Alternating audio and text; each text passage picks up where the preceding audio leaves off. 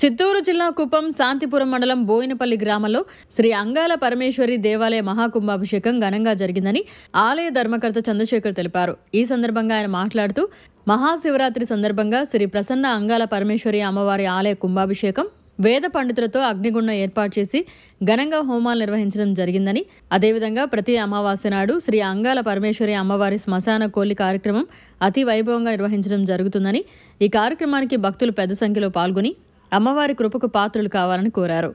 కుంభాభిషేకం చేసి ఇప్పుడు ఆ అమ్మ మశానానికి పోవాల్సిందిగా ఆ మశాన కొల్ల చేయాలనేసి ఊరోళ్ళు అది ఆయమ్మ ఇది సంకల్పం కాబట్టి ఆ సంకల్పాన్ని నెరవేర్చేకి మేము అందరూ ఊరోళ్ళందరూ ముందుకుండి ఈ జాతరని చేయాలని మరి అందరికీ కోరుకుంటా ఉన్నాం.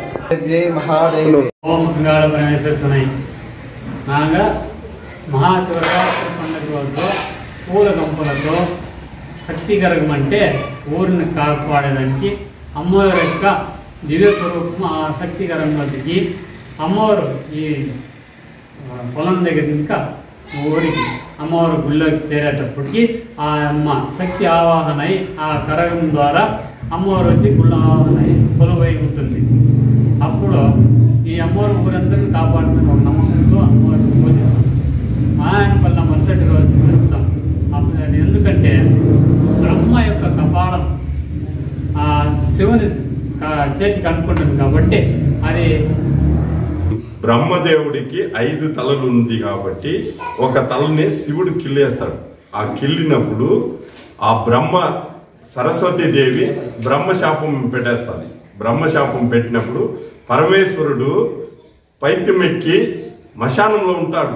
ఆ మశానంలో ఉండేటప్పుడు ఈ అమ్మవారు ఆమెకి కృష్ణుని అడిగేటప్పుడు అమ్మవారు కృష్ణుని అడిగినప్పుడు ఆయన చెప్తాడు, అమ్మా దీన్ని ఎవ్వరి వల్లనూ చేయను కాదు, నువ్వే అమ్మా దీనికి చేయగలిగే శక్తి ఉండేది నీకు ఒకదానికే అట్లని చెప్తాడు. అప్పుడు ఈ అమ్మ పుట్లో ఉండే ఆమె ఉండి ఆమె మశానానికి పోయేటప్పుడు బ్రహ్మ 3 పిడికిళ్ళ అన్నం చేసి పెడుతుంది. ఆ 2 కపాలంలో పెట్టేటప్పుడు తినేస్తుంది. శివుడు ఆకిలితో అలమటిస్తాడు. అప్పుడు ఏం చేస్తుందంటే ఈమె మశాన కొల్లలో చెల్లుతుంది.